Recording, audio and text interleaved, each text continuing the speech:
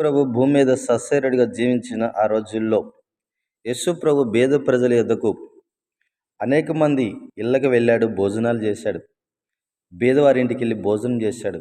దరిద్రుల ఇంటికి వెళ్ళి భోజనం చేశాడు. ఒకరోజు యేసు ప్రభు ఒక బీదవాని ఇంట భోజనానికి కూర్చున్నప్పుడు అక్కడున్న కొంచెం ధనవంతులు, అధికారులు, హోదా కలిగిన వాళ్ళు, ఘనత కలిగిన వాళ్ళు ఏమనుకున్నారో తెలుసా? ఈయన పాపులతో కలిసి భోజనము చేయుచున్నాడు, పాపులతో తిరుగుతున్నాడు, పాపులతో కలిసి ఉంటున్నాడు అంటే బీదలు పాపులని వాళ్ళు మాట్లాడుతున్నారు. ధనవంతుడేమో నీతిమంతుడు, బీదవాడు పాపి. అది వాళ్ళ యొక్క నమ్మకం. అందుకే యేసు ప్రభు ఎక్కువ బీద ప్రజలతో తిరుగుతున్నారు. యేసు ప్రభు వెంట కూడా బీద ప్రజలే వెంబడిస్తూ ఉన్నారు. అయితే ఒకరోజు బీదవాని ఇంట భోజనం చేస్తున్నప్పుడు వాళ్ళు అనుకున్నారు, ఈయన కూడా పాపే, అందుకే పాపులతో కలిసి భోజనం చేయుచున్నాడని. పరిసయ్యులు, శాస్త్రులు అనుకున్నారు, సుంకరులతో పాపులతో కలిసిన భోజనం చేస్తున్నాడని వాళ్ళు మాట్లాడినప్పుడు యేసు ప్రభు వారికి చక్కగా బోధించాడు.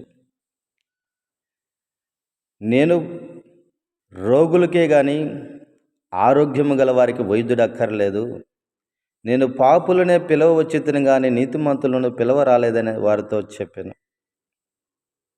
ఆ పరిసయ్యులు, శాస్త్రులు యేసు ప్రభు శిష్యులు, ఇదిగో మీ బోధకుడు పాపులతో కలిసి భోజనం చేయుచున్నాడని యేసు ప్రభు శిష్యులతో హేళనగా మాట్లాడినప్పుడు, నేను పాపులనే పిలవవచ్చును కానీ నీతిమంతులను పిలవ రాలేదని వారితో చక్కగా మాట్లాడినాడు. యేసు ప్రభు మాట్లాడిన మాటను బట్టి వాళ్ళందరూ నోరులు మూసుకున్నారు. అలాగే ప్రతి దైవసేవకుడు, ప్రతి విశ్వాసి కూడా ఎదుటివానితో మాట్లాడేటప్పుడు చక్కగా మాట్లాడాలి. ఉప్పు వేసినట్టుగా మీ సంభాషణ ఉండాలి. అప్పుడు ఎదుటి వాళ్ళు నోరు మూసుకుంటారు.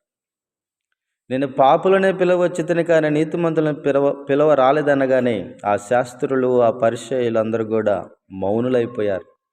నువ్వు మాట్లాడితే నీ ఎదుట ఉన్నవాళ్ళు మాట్లాడడానికి కూడా శక్తి లేకుండా పోవాలి. ఆ విధంగా పరిశుద్ధాత్మ దేవుడు నీలో నుండి మాట్లాడాలి. అందుకే దేవుడు అంటాడు, మాట్లాడు వారు మీరు కాదు, ఆత్మదేవుడే మాట్లాడనని. కాబట్టి మనము ఎదుటి వారితో చక్కగా మాట్లాడటం నేర్చుకోవాలి. మన సంభాషణ ఉప్పు వేసినట్టు రుచికరముగా ఉండాలి. మన మాట ఉప్పు వేసినట్టు రుచికరముగా ఉండాలి.